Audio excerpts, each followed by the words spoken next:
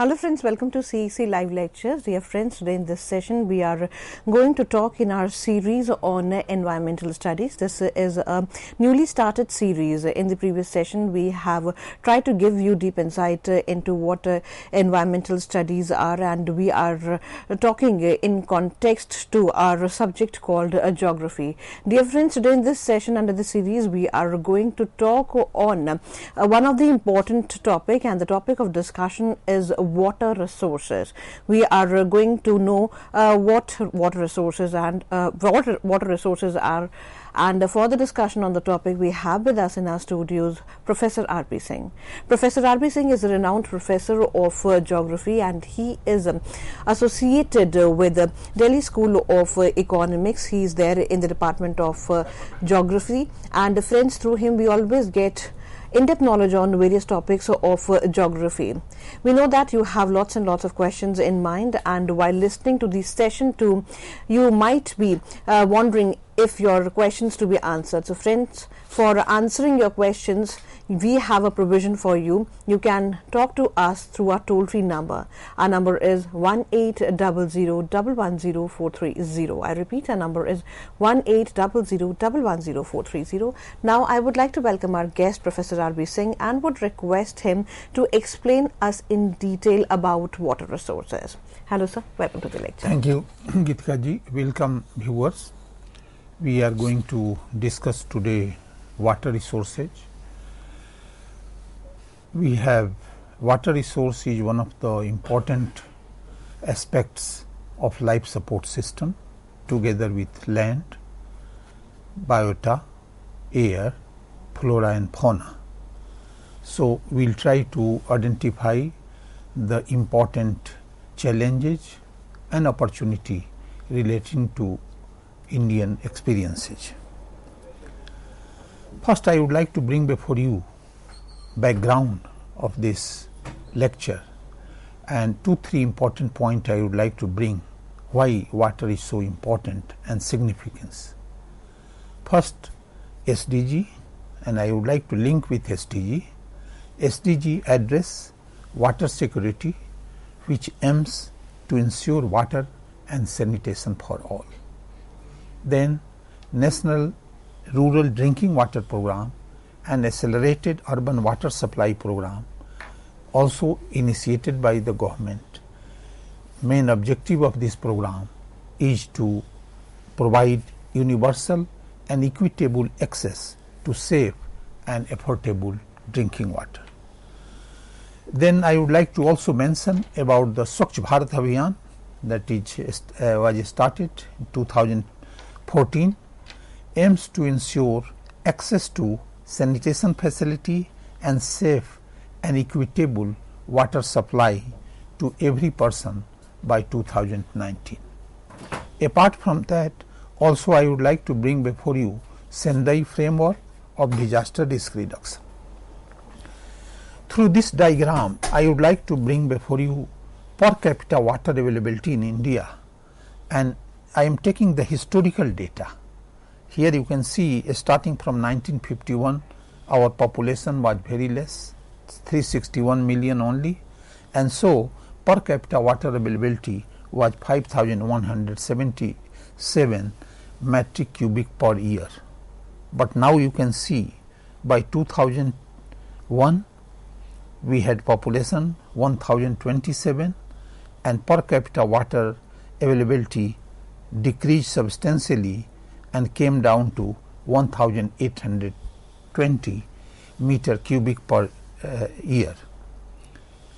And it is projected that by 2025 we will have 1334 million population and 1341 per capita availability of water, particularly the meter cubic per year. Now I would like to bring before you here these two very important phenomena. Water stress. Water stress generally is considered 1700 cubic meter per capita per year, and water scarce less than 1000 cubic meter per capita per year. And there is a estimate that 70% of the global area including large parts of India, will become water stress by 2025. Here you can see through this diagram how this per capita availability of water, going down. You can see this relationship, the particularly the year 91, and what will be the situation in 2050. Almost we will have 1,100. So this is a very important indicators, and it is a important warning for decision makers to prepare a very pragmatic approach, taking into consideration of the multidimensional aspects or multifunctional approach, so that we should not rely only on rainfall, we should not rely on groundwater resources, surface water resources, but we should have a broader and integrative view on this. Per capita availability of water decline, you can see here 1,820 to 1,545 in 2011, and so this will make India a water stressed nation by 2030, where there will be 50% gap in demand and supply. The water stress problem in India. Now you can see this, a very important data in a spatial way I would like to bring before you and analyze the data. Very broadly speaking, 54% of India face high to extreme high water stress, and where we have the low water stress, maybe eastern side, northeastern India and the eastern side, and then western Ghat also. But when you come to the particularly the semi-arid region, Rajasthan or Punjab, part of Punjab, Gujarat, and you can go up to the Karnataka, we have a large part where people are getting the big problem of water stress. Estimated annual precipitation, generally including the snowfall. Snowfall is another important. We in the northern side we have the more than 8,000 glaciers exist in the Himalayan region, and largely we get the water particularly for the Indus system, Ganga system and Brahmaputra system. We get the water from these Himalayan glaciers. So we have almost the 4,000 cubic kilometer. Average annual potential in rivers 1,869 cubic meter, but how much utilizable water? 1,123 cubic kilometer, and water demand utilization for 2000 was 634. So now you can understand from perception the type of issues we are getting.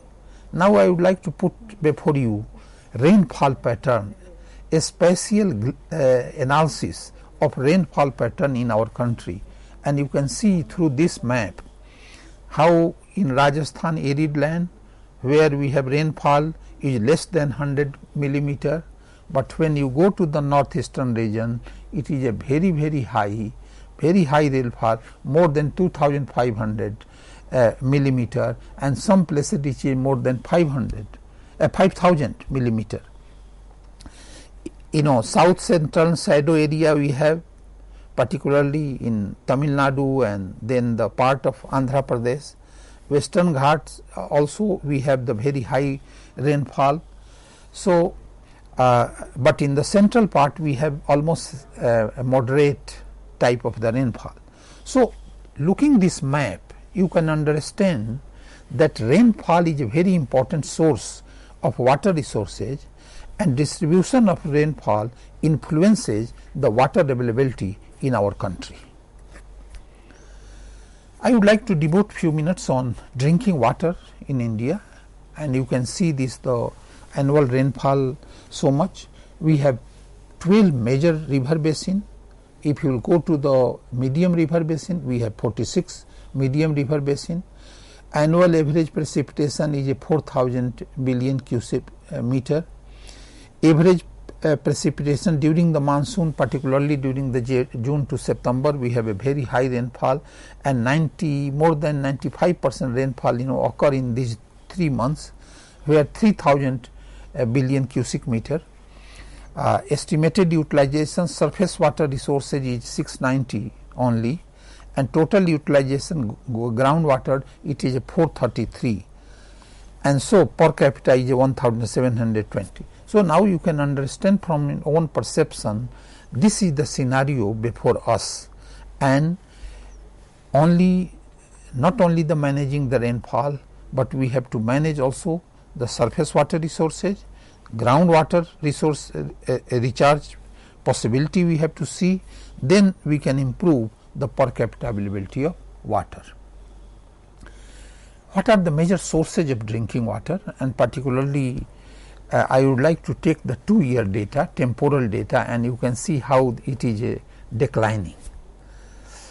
Total number of household, if you will see main source of drinking water, tap water almost 43.5%, and now came down in 2011 to 23.4%. Tap water from treated source 32, but declined to 16% only. Then well 11, but we have the increase demand 20%. Then we have from the river almost 0.6 to 0.7, but I would like to tell you that our rivers are considered also very auspicious, and many initiatives taken particularly for the cleaning the rivers. Ganga Development Authority was considered, Jamuna cleaning program was started. So because people are depending on that, particularly for bathing, for cooking, they use the substantial water from these river sources. So few minutes I would like to devote on a state of river basins, 14 major, 55 minor, and 700 small rivers, and these are the backbone of Indian economy. But not only we are getting the drinking water, but electricity, livelihood, but due to pollution, improper utilization of water, we are facing water crisis in many parts of the country. There are total 140 major lakes in India. They are also supporting the economy, particularly providing the drinking water, but now we have lot of contamination due to the sewage, domestic sewage, agricultural runoff, discharge of industrial effluent, overfishing, then also the expansion. Water security has emerged India's greatest challenge, but we have also the problem of interstate dispute. Now here you can, through this map you can see we have the largest, the Indus river basin, starting large part of the northern India, and then we have the particularly the northwestern part of India. Then we have the largest basin, what it is called the Ganga Brahmaputra river basin, and largely the stability of this system is depending on the stability of the Himalaya, because we get the water. Then we have a transboundary issue also, because we have a lot of these rivers cutting across political boundaries, like Brahmaputra from also the China, Ganga from Bangladesh, Indus system to Pakistan, and so we have some interstate also the problem, and inter-country also the problem, particularly for the dispute. Here I would like to bring before you the important statistics, and you can see the Indus system, particularly up to the border. We have April annual potential 73.31 cubic kilometer, and utilizable is only 46. If you will come to the Ganga, 525, quite largest, very high potential, but utilizable 250. Barak and others, 585, then 25 utilization, very less, Now coming to the south, Narmada, I would like to take 45 and 64 potential, but 34 utilize only. Penar 6.32 only and 6.86. Mahanadi, 66.88, 49.99. So we have, these are the major river system in our country, and these are considered the lifeline of Indian people. I would like to bring before you that we have a lot of also the cultural and spiritual significance of these rivers also. People are relying on particularly for tourism purpose, for bathing, for worship, for variety of spiritual purposes, lot of festivals are that. So how we can do manage this river ecosystem? And few important issue I would like to bring before you. Hydrology, then we have to see daily water level, land elevation, sediment load. Economic issues, particularly we have to see agriculture, navigation, recreation, urban related issue. Ecosystem services, particularly in an issue, here I would like to bring before you habitat, swamps, flora and fauna. Ecosystem services, carbon storage, control, water purification, and it is a very much linked with the health of the environment. Then health of the ecosystem and health of the regional economy also is influenced by these rivers. I would like to take now the groundwater problems in India, and very broadly speaking, 54% of India's groundwater wells are decreasing. Now you can see where we have the very high, we have the low, particularly the groundwater and level below the groundwater, particularly in the Punjab, Haryana, part of Haryana, Rajasthan, Gujarat, some part of Karnataka also. But if you will come groundwater high more in the river valley, particularly the Brahmaputra, the Ganga system and other river basin, we have. But these water facing a lot of problem due to pollution and areas with poor water quality. Now through this map you can find that more than 100 million people live in the area of the poor water quality in our country. So you can understand from your own perception that ultimately they have to use the water for satisfying the basic needs. But we have a lot of hot spots also, the problems, particularly in some part of Gujarat, Rajasthan, also the Punjab, some part of the almost all part of the India. If you see this, I would like to develop linkages between the water pollution and sanitation issue.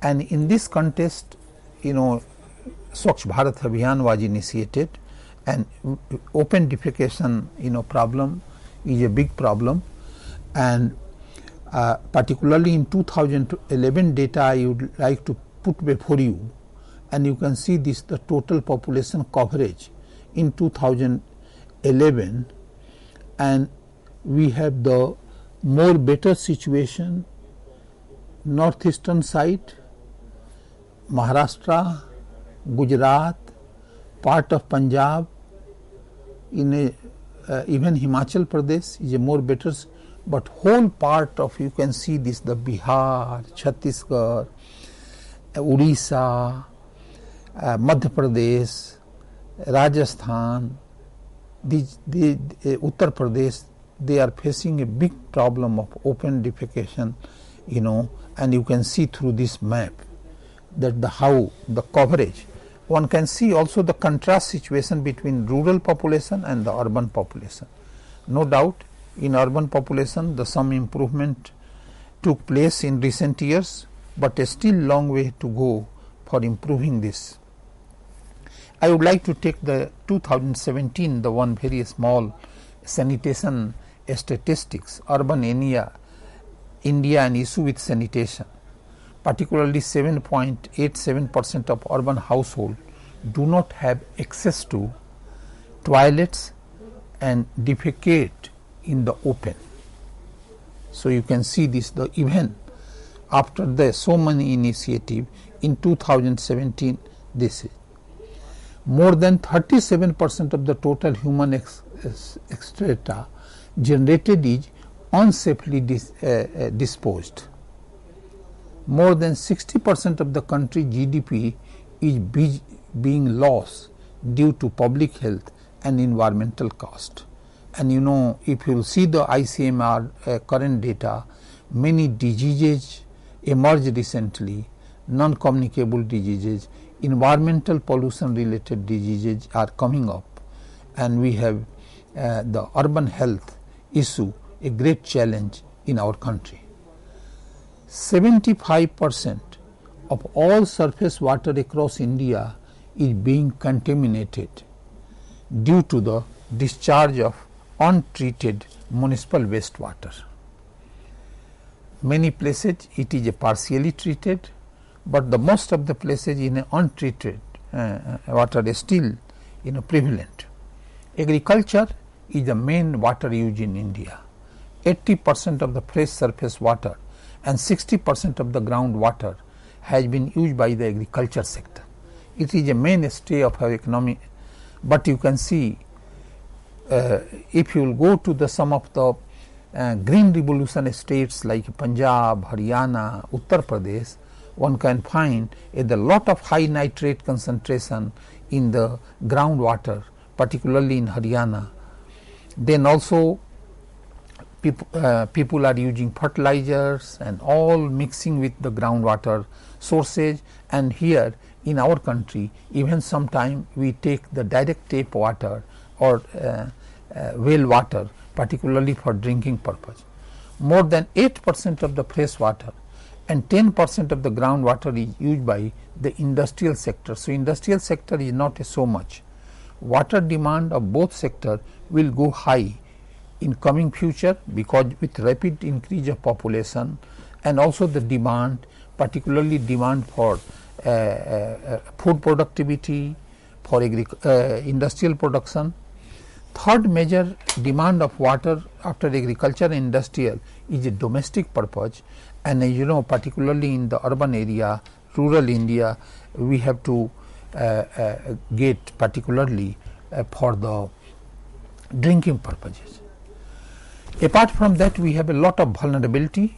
So natural disasters also posing the important risk to our water resources, like 70% land under cultivation prone to drought, 5% land to flood, 8% land to cyclone. Most of the lakes are contaminated due to the domestic sewage, urban waste, and varieties of other type of discharge. Groundwater is extremely high, extraction also very high, particularly in where green revolution state, and we have a very typical situation.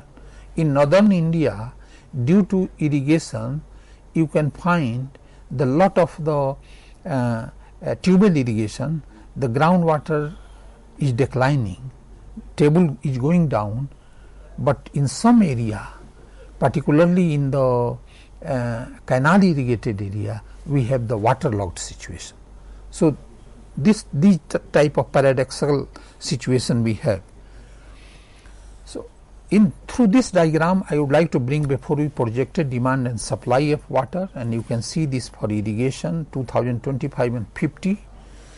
So, we have increasing irrigation continues to be the very important demand, domestic also very much because of increase of population, industrial not so high, but we have also the environment, and so this total demand increasing rapidly. And what about the gap? Here you can see that except the where we have the moderate surplus, particularly in the eastern side, eastern India or northeastern India and the part of Kashmir, but large part of India except the some part of the Tamil Nadu and we have always the water stress region. This whole blue you can see, dark blue may be the moderate water stress, but the whole blue region except this part of Kashmir and northeast, we have the very critical situation. So, groundwater, we are more relying on groundwater. 21 million groundwater extraction exercises we estimated 221 BCM of withdrawal, and so we have a problem due to the pollution, also the sustainable solution needed. Usage of groundwater require careful geographical inquiry, and we have to manage in a such a way that we should have a multifunctional approach and an integrated approach. So, what type of different dimension of water security we have to consider?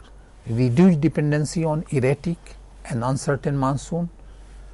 We have monsoon, micro irrigation, agricultural products, industrial solution through particularly for the cleaning the even sea water, and underground water also, particularly the cleaning is very important, because many places particularly the green revolution estates we got the high nitrate concentration in the groundwater. Thank you. With this note, thank you, sir. Thank you so very much for giving us this session. Friends, we know that you have lots and lots of questions in mind, so be with us as we are back after a short break, and afterwards we would be continuing this session further, as well as would be taking your queries. Thank you for watching us.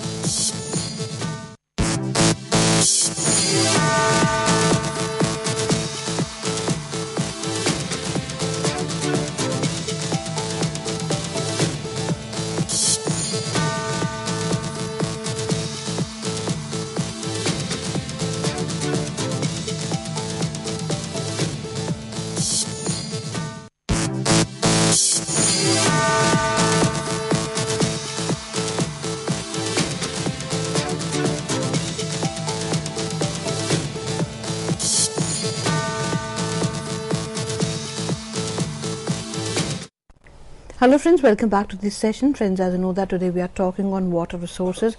In the previous session we discussed on the utility of water resources, whereas in this half we are going to discuss on the problems and management of water resources. And for the discussion on the topic, we have with us in our studios Professor R.B. Singh. Professor R.B. Singh is a renowned professor of geography, and he is currently associated in the Department of Geography, Delhi School of Economics, University of Delhi. Friends, if you wish to ask questions from Professor R.B. Singh on today's topic, then do call us through our toll-free number. Our number is 1800110430. Now, I would like to welcome our guest, Professor R.B. Singh, once again. Hello, sir. Welcome back to the session. Thank you, Gitaraji. Welcome, viewers. In continuation of our discussion on utilization and availability of water resources, I would like to bring before you key challenges, problems, and we'll try to find solution of these problems. First, I would like to bring before you broadly a carrying capacity. India has occupied 4% of the total water resources of the world, but we have only 2.4% of the land and 70% of the people living, even more than 17% people living in this India. So, this imbalance further resulted in the crisis in securing the water for providing basic need for its people. 1/3 of the India's districts are affected by severe drought, affecting 333 million people in 256 districts in 10 states. 1,000 villages in 8 districts of Gujarat are suffering from acute drinking water crisis. Every year we have some crisis, water crisis in one or another place, one state or another place.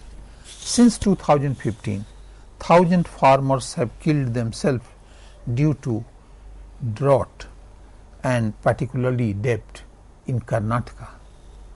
Every 90 seconds one person kills self due to lack of water. So you can understand from your own perception the type of problem we are getting.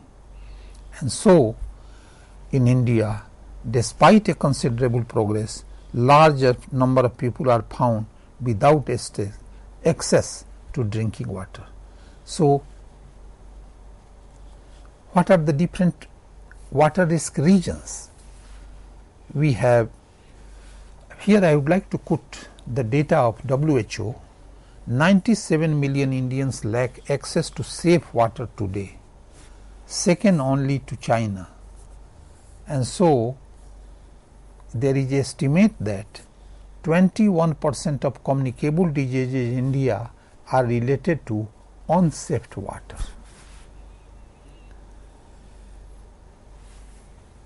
Drought, 330 million people across 256 districts. Karnataka, around 1,000 farmers have killed themselves.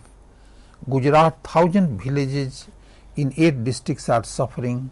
Here you can see this water crisis even in surrounding to Delhi, that how these tankers, for getting the water from the tankers, people are lined up for the even half day, for getting the water. Hope you might have heard the Maharashtra drought, Latur in Marathwada region, worst affected by severe drought, and they are facing the problem. Bundelkhand, another area, particularly across Madhya Pradesh and Uttar Pradesh, they are facing the similar kind of problem. Many reservoirs of Hyderabad city had dried up.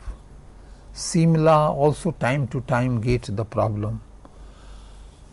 Pune, lot of people are relying on the water tanker to meet the increasing demand. Reported industrial shutdowns due to the shortage of water found in many places. What are the factors responsible for that? Deforestation, degradation, poor water supply, pollution, greenhouse gases, less snowfall and glacier retreat, wasteful use of water. Even sometimes wrong agricultural activity, over extraction of groundwater resources, lack of water expensive crop in water stress area. It is very important to know the crop combination according to the water availability in the region. Large part 68% area of our country generally considered as a rain-fed area, where precipitation is less than potential evapotranspiration, where dryland farming is very, very important. Many places people are using even planting rice or the other crops, the water demanding crops, particularly in the water stress region. No proper pipe distribution of each household, lack of water treatment facility, even they are not functioning well, lack of awareness. And here I would like to, through this diagram, I would like to bring before you major causes of unsafe and unclean drinking water: pollution, air, water, solid waste; climate change, particularly the rainfall and erratic behavior of monsoon; large population demand, and we have a very high population, rapid growth of population, so demand is very high, so over exploitation of resources. Water scarcity continues to be the very, very important challenge, and unclean water another effort. What are the important impact on health or unclean safe drinking water? It is a physiological effect, variety of waterborne diseases, lack of absorption of nutrition from the food, unbalanced body mass index of children, low birth of baby, short height, lack of proper development of body, psychological and social effects, particularly depression, emotionally imbalance, less IQ, not proper development, economic effect, less efficient, less productive, less enthusiastic, and less support to the economy. Then we have economic and physically, mentally and socially weak citizen. So these are the big barriers for development and growth of the country. I am putting before you this the one very important statistics, particularly the waterborne diseases, and you can see 88% of the diarrheal diseases are attributed to the poor sanitation in the hygiene. And so that is why we have taken this the 2 dispensary level data, and particularly for the January, February, August, September, and you can see that the how the diarrheal diseases are increasing due to the poor sanitation and hygienic facility. And so that is why we have to particularly take care of the multidimensional nature of these issues, and for that not only we have to see the ecosystem, the hydrological component, but also we have to take care of the socio-economic dimension in this context. And so that is why the management requires the careful inquiry. Now here you can see the wastage of pipe water, supply of water. This is a grave concern in drinking water availability in and you can see that the how wastage of water in Calcutta, not only but many other part of our country, we are not only misusing the water, the not proper utilization of the water. River water quality, another very important problem, and so I would like to take a very important example of river Jamuna. At least 720 MLD of wastewater entering into the river, according to the National River Conservation Directorate. 2000 million liters of sewage is pumped into the river from Delhi every day. And so, according to the Central Pollution Control Board, 70% of the pollution is due to untreated water or the partially treated water. Another factors are industrial sources, particularly in the big mega cities, runoff. Even we have due to the religious region, you can see idle immersion in the river Jamuna.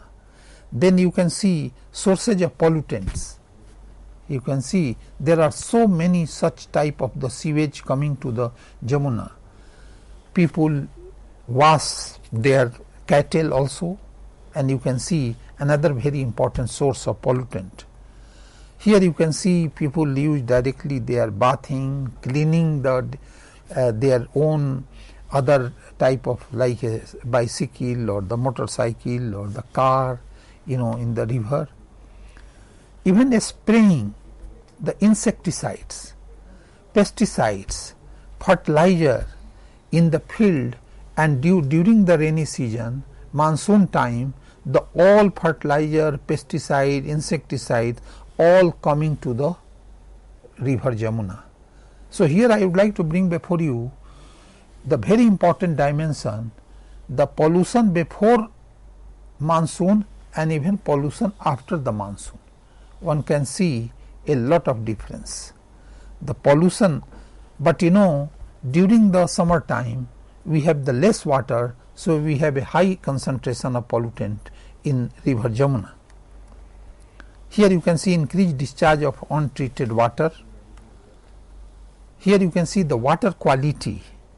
When Jamuna enter into Delhi in zone 1, we have relatively clean water, but when Jamuna going out of Delhi in zone 5, you can see the quality is very poor. So we have divided into the excellent, particularly zone 1, where Jamuna is entering, then good, fair, bad, and then the poor. You can see water contamination through landfill sites in Delhi, the air and water pollution at Balaswa landfill site, stray animals at Gazipur landfill sites. You can see the situation and the how this, even the groundwater, surface water all mixing, and these contaminated water through landfill sites, and sometimes the going to the groundwater and people directly use such groundwater. So what we can do? Water quality improvement is a very, very important. Systematic management of polluted areas, expanding of environmental facility, and reduce non-point pollution. Few important points I would like to bring before you, the few important examples. What, for sustainability point of view, what we can do? Water banks, particularly the rainwater harvesting and artificial recharge of groundwater. This should be the mandatory in all building compliance and completion certificate. Desalinization of river and inland water, and you can see the few important initiatives already taken, the Ganga Haldia to Allahabad waterway. Awareness generation among the masses through water campaign and promoting water park at every municipality level. Industrial solution, where the water consuming industry need to have their own water treatment plant. Water use efficiency we have to increase, and particularly the saving the water. So in this way, particularly in many part of country you might be knowing drip irrigation, particularly if you will go to Rajasthan or the Haryana, we have drip and sprinkler irrigation. These are the important technical solution. There should be regulatory norm for utilizing the groundwater resources, where land owner must go through the legal procedure, particularly for extracting the groundwater. No doubt, I would like to go to the historical perspective of different type of the program, particularly the drinking water supply program. 1949, it was started Environment Hygiene Committee, very popularly known as Bhor Committee. 1950 Constitution of India specify water as a state subject. Then 69 National Rural Drinking Water Program, launched with technical support of UNICEF. Then 86 the National Drinking Water Mission launched to accelerate the process of covering the drinking water. Then 1987 the first National Water Policy drafted by National Ministry of Water Resources.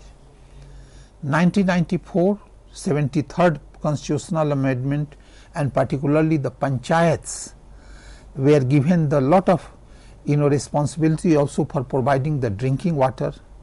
99 formation of separate Department of Drinking Water Supply. 2005 the government launched the Bharat Nirman program, also the giving the emphasis on drinking water. 2011 sanitation was also linked, particularly Department of Drinking Water and Sanitation. 12 5-year plan focusing on the pipe water supply, 45 liter per capita per day, earmarking 5% of the fund for coverage of the quality. 2013 a special program was launched, particularly the rural water supply in collaboration with the World Bank. And most important 2015, innovation in new technology came in drinking water, and also in combination with Swachh Bharat Abhiyan. So, few important program I would like to discuss in more detail. National Rural Drinking Water Program, Swachh Bharat Mission, particularly the Swachh Bharat course, Ganga Action Plan, Information, Education and Communication, and National Waterways Development Program. So, drinking water, supply more important also given on the quality, then also the sustainability, monitoring, surveillance were highlighted. In Swachh Bharat Mission, particularly the personal and household level, safe disposal of human excreta, personal hygiene, safe handling of drinking water, domestic sanitation, these are the very important. But when you come to the community level, we have safe disposal of wastewater, management of solid waste, clean environment management, particularly the community toilet facility, and massive reconstruction of toilet facility, particularly with initiative taken by Honorable Prime Minister on this, and we are getting also the successful in this contest. Ganga Action Plan is a long program, long back it was started, but it came into focus more after the considering this the whole Ganga Development Authority or the Ganga Action Plan in a more broader perspective, where we can link with the waterway, transportation, fishing community, the protection of flora and fauna, conservation, all different kind of program here. I would like to give you the one of the very important step taken, particularly the Sabarmati riverfront, and similarly in Jamuna riverfront also they are trying to develop, and we have a substantial improvement also. What were the benefit?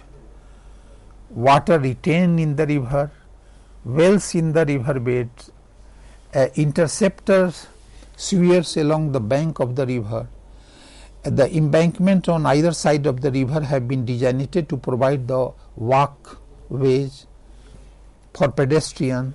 You can see this, the how river quality, particularly the improve in this the trend CPCB data. I would like to bring before you another very important aspects. The earlier NDA government, particularly our honorable ex-Prime Minister Sri Atal Bihari Vajpayee ji, was taken initiative, particularly the interlinking, inter-basin water transfer. But it requires a lot of huge investment, and somehow we are not able to get successful. But what is the new dimension now, that we have the some link develop within states, or even one state to another states, like Rajasthan, Madhya Pradesh came together. They are trying to link the river.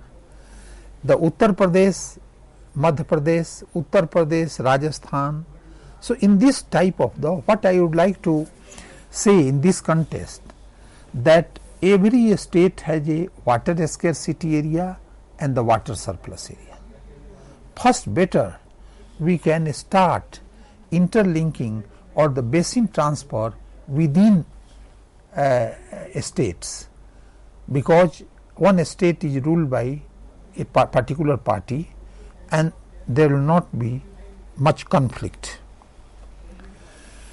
Many benefits, particularly flood control, drought mitigation, hydropower generation. These are the some of the.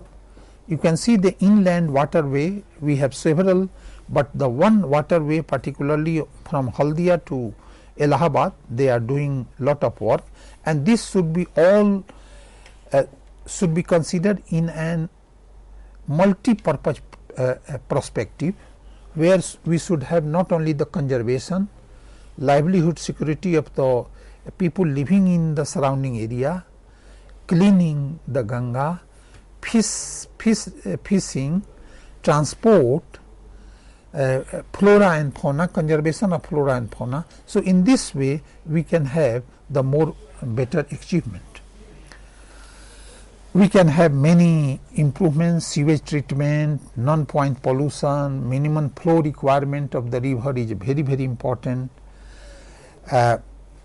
Particularly a special area where ashes and garlands can be disposed of. Construction of any farm in the river bed, along the river bed, and in the river bed should be discouraged. These are the important. So water management program, the two important program here I would like to mention: National Project for Repair, Innovation and Restoration of Water Bodies in 2005, and particularly the Integrated Watershed Management Program. This is a very comprehensive program, integrated watershed. Then watershed particularly for rain-fed area where precipitation is less and where people are depending on more on the rainfall. So enhancing agricultural productivity, natural resource management is being integrated, reducing the regional disparities, particularly the irrigation and rain-fed area. Major benefit of this repair, innovation and restoration of water body, a creation of irrigation, additional irrigation potential. Through this we can have the agriculture, horticulture, pisciculture, more productivity, recharging the groundwater, promoting the tourism and culture. IWMP, Integrated Watershed Management Program, is a very comprehensive program, particularly for managing in an integrated way, particularly the flooding, drought, harnessing the and conservation. But here I would like to also mention the many traditional initiatives taken: Water User Association, Haryana Sukhmajri Association, Rajasthan Tarun Bharan Sex, particularly the Johad, Maharashtra Pani Panchayat, Gujarat Irrigation Cooperative. These are the some of the successful projects here. I would like to mention particularly the Johad, how earlier people more migrating from the Alwar district to the Gurgaon, to Jaipur. There were very less agricultural area was available, but now due to the water potential created by the people themselves, they actually did the water harvesting, and through Johars reviving the old tanks, they are able to get the water, and we have now the good irrigation potential, drinking water also potential, and also the lot of regeneration of the Arauli area. Then traditional of khijris and babul trees and all. Then the many commercial crops are coming up, and people are getting the more and more income. So many suggestions I can summarize that water conservation is a very important. Reduce, reuse, recycle, recharge, restore, water storage, environmental sustainability, particularly the soil moisture is very important. Social equity and accessibility is very important. Economical, if you see how we can promote the investment in water conservation area. Science and technology, new technology, particularly the water saving technology.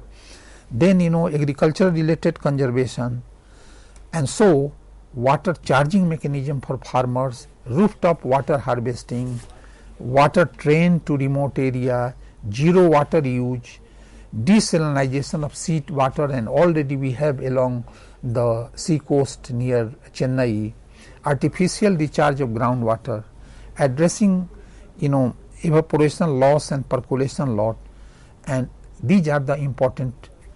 I would like to also mention the nanotechnology, particularly we have lot of polluted water, and using this nanotechnology we can have safe drinking water. This nanobio surfactant can eliminate the particulates from contaminated water, and many such initiatives already taken. Finally, I would like to conclude that solution of water resource degradation is a complex, huge potential in India, but we have to manage water properly so that we can face the challenges: poverty, growth, application of technology, development activities needed, but not at the cost of the environmental or degradation of the water. The need to develop a partnership between the government, private and civil sector. Improving water governance continues to be the very important challenge. And finally, good water governance is key to solve problem of employment, economy, export, equity and environment. Thank you. With this note, thank you so very much for giving us this session.